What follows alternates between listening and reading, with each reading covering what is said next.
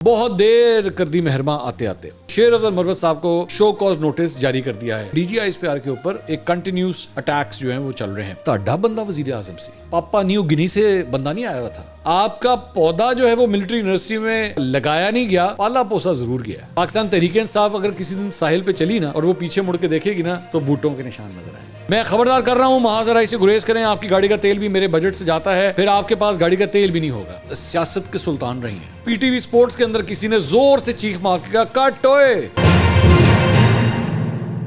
السلام علیکم ناظرین, میں ہوں منصور علی خان. اپنے ڈیجیٹل چینل کے اوپر آپ کو خوش آمدید کہوں گا. ناظرین, پچھلے 12 گھنٹے میں جو ڈیولپمنٹس ہوئی ہیں اس کے بارے میں آپ کو آگاہ کریں گے, لیکن سب سے پہلے آپ سے ایک معذرت کہ آج ہمارا ویلاگ بہت لیٹ آ رہا ہے, میں جانتا ہوں, اور اس کی وجہ یہ تھی, ایک خوشخبری بھی ہے, وہ یہ ہے کہ آج سارا دن میں اپنے صاحبزادے کے ساتھ آکیوپائڈ تھا.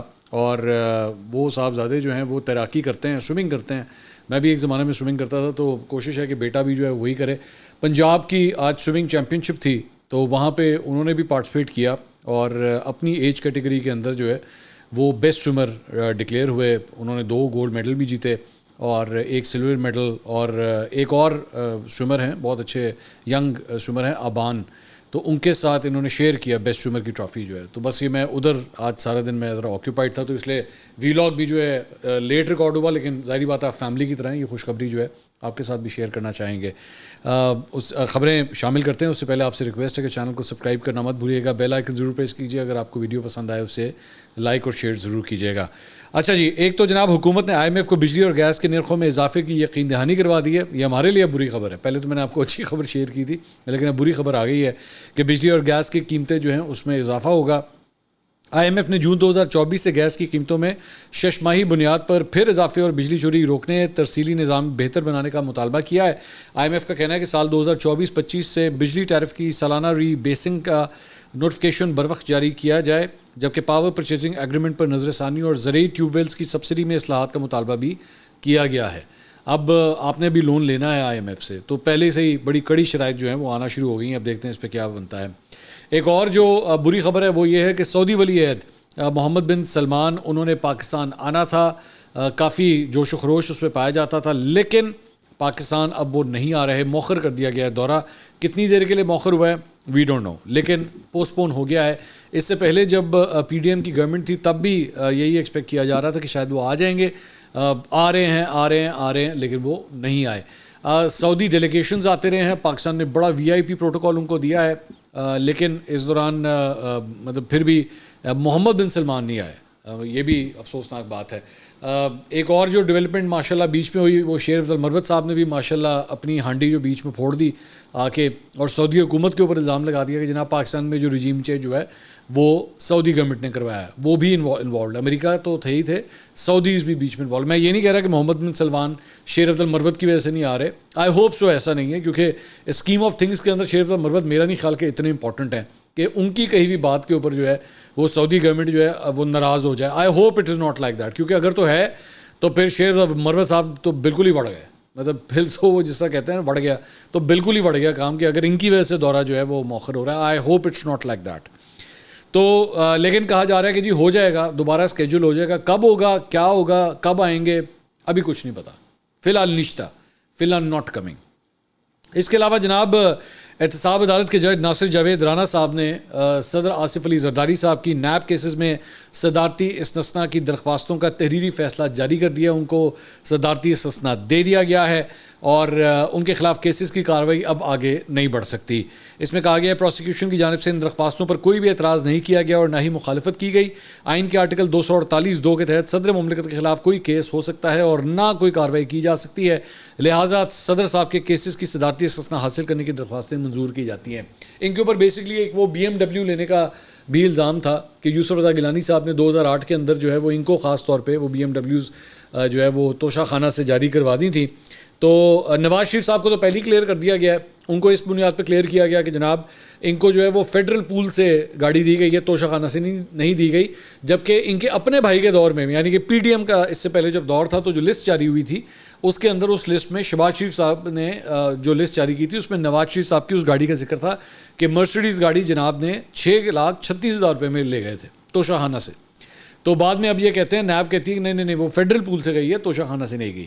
تو جو انہوں نے لی تھی زرداری صاحب نے گاڑی, اس پہ انہوں نے کہا ہے کہ جناب میرے خلاف کیس چل ہی نہیں سکتا کیونکہ میں تو بن گیا ہوں صدر, اور صدر کے پاس ہوتا ہے استثناء. تو ہونا تو ویسے یہ چاہیے تھا ہائی مورل گراؤنڈ پہ, قانونی طور پہ نہیں ہے. میں آپ کو بتاؤں قانونی طور پہ وہ صحیح کر رہے ہیں, قانونی طور پہ ان کا رائٹ ہے, وہ یہ کر سکتے ہیں.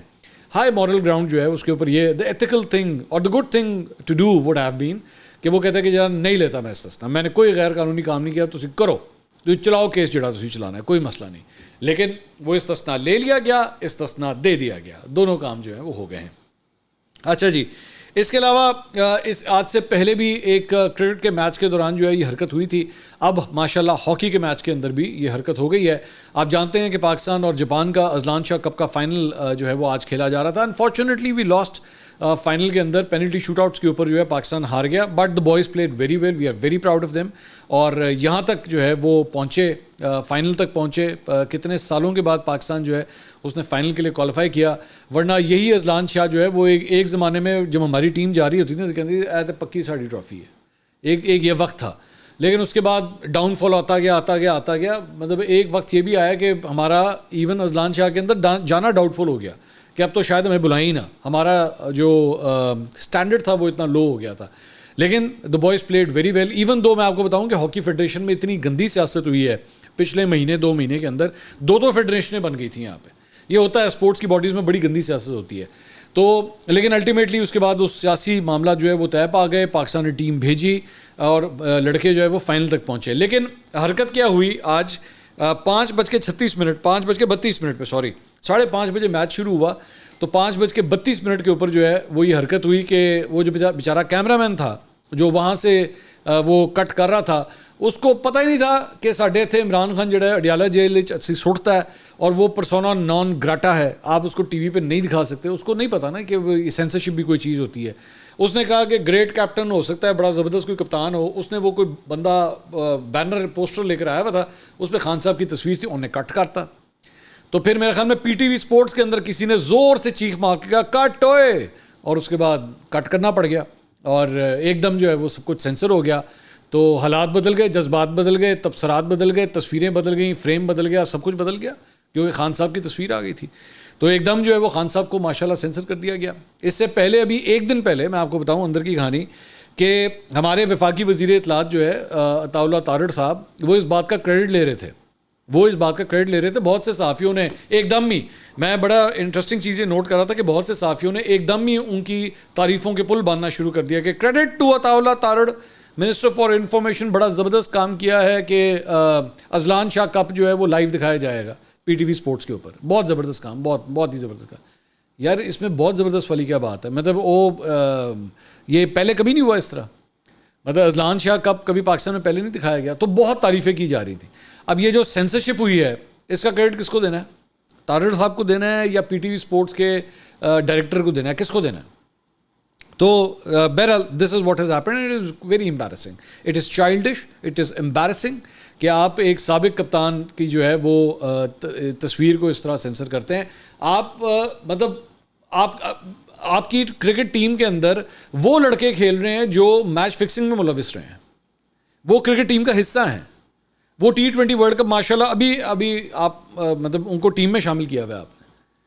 تو دوسری جانب جو ہے ایک آدمی جس نے 92 کا ورلڈ کپ جیتا ہوا ہے, اب آپ اس کو لاکھ برا کہیں, میں خود بہت برا کہتا ہوں, مجھے پتہ ہے میرا اختلاف ہے ان کے ساتھ بہت سی چیزوں پہ ہے, لیکن میں یہ ڈینائی نہیں کر سکتا بھائی وہ 92 کا ورلڈ کپ جیت کے آیا ہوا ہے آپ کے لیے. تو سپورٹنگ فیلڈ کے اوپر بھی اگر اس کی تصویر آ گئی تو کہ نہ سینسر سانوں نہیں پسند, یہ کیا طریقہ کار ہے؟ خیر دس از واٹ ہیز ہیپنڈ. اچھا جی, اس کے علاوہ ایک تو جہاں پہ غیر ذمہ دارانہ حرکت یہاں پی ٹی وی اسپورٹس میں ہو رہی ہے, دوسرا پاکستان تحریک انصاف نے جناب غیر ذمہ دارانہ بیانات دینے کے اوپر شیر افضل مروت صاحب کو فائنلی شو کاز نوٹس جاری کر دیا ہے. بہت دیر کر دی مہرباں آتے آتے, کیونکہ میری نظر میں یہ شو کاز نوٹس جو ہے کم از کم کئی ہفتے لیٹ ہے, اور میں بتاتا ہوں کیوں. وہ اس لیے لیٹ ہے کیونکہ جب انہوں نے وہ سعودی عرب والا بیان دیا تھا نا, جو اس کا تھوڑی دیر پہلے بھی میں ذکر کر رہا تھا کہ جناب عمران خان صاحب کو ٹانے میں وہ سعودی عرب بھی ملوث تھا, تو یہ شو کاز نوٹس اس وقت آنا چاہیے تھا. اور میں اس وقت اپنے ویلاگس کے اندر, اپنے پروگرامس کے اندر میں بار بار پی ٹی آئی والوں نے سوال کرتا تھا کدھر ہے show cause notice. I mean do you even imagine the gravity of the situation کہ انہوں نے کہا کیا ہے. آپ نے سمپلی صرف اس وجہ کی ٹویٹ کر دی تھی کہ وہ ذاتی بیان ہے ان کا. ذاتی بیان, بھائی ذاتی بیان کے اندر آپ جو مرضی کہہ دیں گے, آپ جو مرضی الزام لگا دیں گے. تو یہ بڑا لیٹ آیا ہے میری نظر میں. بہرحال اب جو ہے وہ شو کاز نوٹس جاری کیا گیا ہے اور اس میں جو سیکرٹری جنرل ہے عمر ایوب صاحب ان کی جانب سے جاری کیا گیا ہے اور اس میں کہا گیا ہے کہ جی آپ نے ایسے بیانات دیے ہیں جس سے پارٹی کی ساخت کو نقصان پہنچا ہے اور عمران خان صاحب نے واضح ہدایت جاری کی ہیں کہ پارٹی پالیسی کی خلاف ورزی نہ کی جائے. انہوں نے اپنی باتوں اور حرکات سے ساتھی ارکان کے ساتھ تعلقات خراب کیے. شیخ افضل مروت 3 روز میں تحریری وضاحت دیں کہ ان کے خلاف پارٹی ایکشن کیوں نہ لے. اگر نوٹس کا جواب نہیں دیا گیا تو پارٹی پالیسی کے تحت شیخ افضل مروت کے خلاف کارروائی کی جائے گی. اب انٹرسٹنگ بات یہ ہے کہ جو شو کاز نوٹس جاری ہوا ہے وہ بھی ان صاحب کی جانب سے جاری ہوا ہے, مطلب officially signed and sent by Umar Ayub sahab جو سیکرٹری جنرل ہیں پی ٹی آئی کے. ان کے اگینسٹ بھی شیخ افضل مروت صاحب جو ہیں وہ بیانات دے سکتے ہیں, دے چکے ہیں ماضی کے اندر. مطلب انہوں نے ان کو کہا یہ پی ٹی آئی کی اسٹیبلشمنٹ کا حصہ ہیں انہی عمر ایوب صاحب کے حوالے سے. تو I would be dearly waiting کہ شیخ افضل مروت صاحب عمر ایوب صاحب کو کیا جواب دیتے ہیں. کہ جاب یہ کہیں گے, مطلب آپ سمجھ گئے میں کیا کہہ رہا ہوں, تو کیا یہ جواب دیں گے؟ سو وی ڈونٹ نو. البتہ شیخ افضل مروت صاحب نے ایک ٹویٹ تو کیا ہے آگے سے. انہوں نے کہا کہ کارکنوں کے جذبات کے احترام اور خان صاحب کے فیصلے کے احترام کے طور پہ میں مسٹر عمر ایوب خان کے حالیہ بیانات پر کوئی پریس کانفرنس نہیں کروں گا. واہ بھی واہ. میں ان ایشوز یا کسی پارٹی ایشو پر بھی کسی میڈیا ٹاک میں بات نہیں کروں گا. میں میڈیا سے حتی الامکان بچنے کا ارادہ رکھتا ہوں. یہ حتی الامکان کیا ہوتا ہے؟ حتی الامکان کیا ہے؟ میڈیا ہے کہ بارش ہو رہی ہے کہ میں بارش سے بچنے کی کوشش کروں گا. میں پارٹی کارکنوں کو یقین دلانا چاہتا ہوں کہ میں انہیں کبھی مایوس نہیں کروں گا اور خان صاحب کے کسی بھی فیصلے کا احترام کروں گا. چلو یہ ہمیں تو یہ بتایا گیا کہ یہ خان صاحب کا فیصلہ ہے کہ آپ کو شو کاز نوٹس جاری کیا جائے. عمر ایوب صاحب نے بعد میں فیصلہ آباد میں میڈیا سے گفتگو کی. انہوں نے کہا شیخ افضل مروت کو عمران خان کی ہدایت پر شو کاز نوٹس جاری کر رہے ہیں. عمران خان نے شیخ افضل مروت سے ابھی قومی اسمبلی کی نشست سے استعفیٰ لینے کا نہیں کہا. شو کاز کے بعد پارٹی کی سیاسی کمیٹی فیصلہ کرے گی. ہم پر بوگس مقدمے ہیں, ایک ہی دن میں 10 مقدمات پر کیسے جواب موجود ہو سکتے ہیں؟ ہم معافی کس سے مانگیں, کیوں مانگیں؟ ہمارے 15 لوگ شہید ہوئے, ان کی معافی کون مانگے گا؟ جو کہہ رہے ہیں کہ معافی کا وہ ہم سے معافی مانگے. جماعت اسلامی سے ابھی بات چیت چل رہی ہے, ان کے نئے امیر آئے ہیں, امید ہے وہ اپوزیشن الائنس کا ساتھ دیں گے. اس کے علاوہ جناب رؤوف حسن صاحب نے بھی بڑی ایک تفصیلی پریس کانفرنس کی, دھوئیں دھار بلکہ پریس کانفرنس کی. فرمایا کہ بدقسمتی سے پچھلے 2 سال میں نہ آئین چھوڑا گیا ہے اور نہ قانون. ایسا نہیں ہے کہ پچھلے 74 سال میں آئین کی قدر کی گئی, قانون کی قدر کی گئی, تب بھی آپ کو بہت ساری مثالیں ملیں گی ان کو وائلیٹ کیا گیا. لیکن پچھلے 2 سال میں خاص طور پہ ان کا جنازہ نکال دیا گیا ہے. آج ریاست شخص واحد کی تابع ہو چکی ہے. D G I S P R کا بھاشن سیاسی بھاشن تھا. تو یہ D G I S P R کے اوپر ایک کنٹینیوس اٹیکس جو ہیں وہ چل رہے ہیں. D G I S P R کی پریس کانفرنس پاکستان کے آئین و قانون کی خلاف ورزی تھی. اس ملک میں 4 مرتبہ مارشل لاء لگا, باقی عرصہ ڈیفیکٹو مارشل لاء تھا. مارشل لاء کے دور میں پاکستان 2 لخت ہوا. کیا کسی ملک کے لیے اس سے بڑی سیاہ رات ہو سکتی ہے؟ ہم سے معافی مانگنے والوں نے ملک کو 2 لخت کرنے کی قوم سے معافی مانگی. انتقال اقتدار کے بجائے پاکستان کے 56% آبادی والے صوبے پر فوج نے چڑھائی کی. کیا کسی نے بنگلہ دیش بننے کے یوم سیاہ پر معافی مانگی؟ کیا ضیاء الحق اور پرویز مشرف کے دور پر کسی نے معافی مانگی؟ آج بھی وقت ہے ملک کو 2 لخت کرنے پر قوم سے معافی مانگیں. ایبٹ آباد کمیشن کی رپورٹ کیوں سامنے نہیں آئی؟ لاپتہ افراد کمیشن رپورٹ کو کون چھپا رہا ہے؟ آرمی پبلک اسکول گھنونا حادثہ 150 کے قریب بچوں کو شہید کیا گیا, اس کا ذمہ دار کون تھا؟ کیا اس پر معافی مانگی گئی؟ پاکستان کے 3 وزراء اعظم کو قتل کیا گیا, اس وقت کے حکمرانوں نے معافی مانگی؟ اس کے ذمہ داران سامنے آئے؟ میں ذرا یہاں پہ اجازت بیچ میں ایک چھلانگ مارنے کی. 3.5 سال تاڈا بندہ وزیر اعظم سی, ٹھیک ہے, وہ کیا کہتے ہیں پاپا نیو گنی سے بندہ نہیں آیا ہوا تھا. پاپا نیو گنی جو ہے ملک کا نام ہے, ادھروں بندہ لے آگے سی وزیر اعظم نہیں بنایا سی, تاڈا بندہ وزیر اعظم سی. تو اس وقت عمران خان صاحب جب آئے تھے تو ایبٹ آباد کمیشن رپورٹ کو لے آتے سامنے, اس کے اوپر بتا دیتے کس نے معافی مانگنی ہے. وزیر اعظم تھے نا. ویسے تو آپ بیٹھ کے لوگوں کے اے سی اتروا رہے تھے, میں اس کا اے سی اتار دوں گا, میں دیکھتا ہوں کس طرح کرتا ہے, اینو بھی پھڑ لو انو بھی نپ لو. تو اس وقت نپ لینا تھا نا, اس وقت نپ لینا تھا. اس کے بعد یہ جو آپ نے فرمایا کہ جی وہ کیا کہتے ہیں آرمی پبلک اسکول کا واقعہ جو 2014 میں ہوا تھا, جب آپ لوگ دھرنے پہ بیٹھے ہوئے تھے, تو بتا دینا تھا کس نے معافی مانگنی ہے اس کے اوپر. اس وقت آپ کروا لیتے نا, بلکہ اس وقت تو حکومت بھی آپ کی تھی. خیبر پختونخوا کے اندر آپ ہی کے شہر میں واقعہ پیش آیا تھا, پشاور میں. تو آپ کو, آپ سے بہتر تو کوئی جانتا ہی نہیں ہوگا کہ یہاں یہ سب کچھ کس نے کیا تھا, کس سے معافی منگوانی تھی. اس کے بعد آپ نے کہا 3 وزراء اعظم کو قتل کیا گیا. کس نے قتل کیا, کس سے معافی منگوانی ہے, کون ذمہ دار ہے بتائیے. آپ تک دیکھیں ملک کے وزیر اعظم تک تو ہر چیز کا ایکسیس ہوتا ہے نا, اسے تو سب کچھ پتہ ہے کہ کون ذمہ دار ہے کون نہیں. آپ معافی منگواتے ہیں اس وقت, کس نے منع کیا تھا آپ کو؟